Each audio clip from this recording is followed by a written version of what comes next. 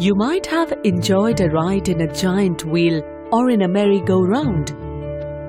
The motion of a giant wheel is an example of uniform circular motion.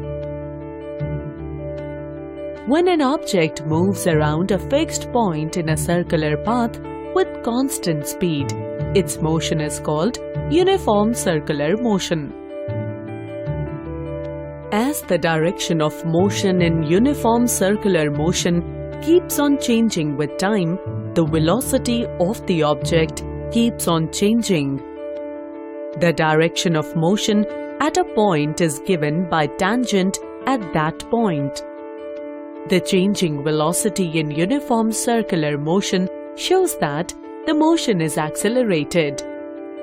The acceleration of the object in uniform circular motion is called centripetal acceleration and is given by A is equal to V squared upon R.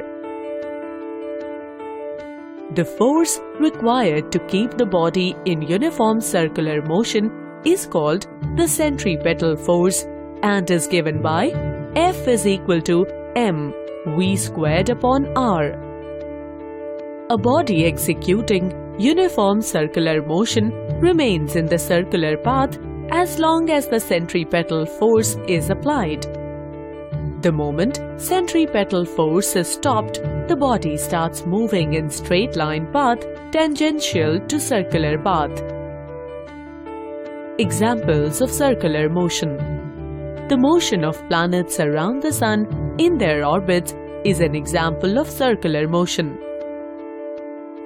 In rotational motion of a body, each particle of the body undergoes uniform circular motion.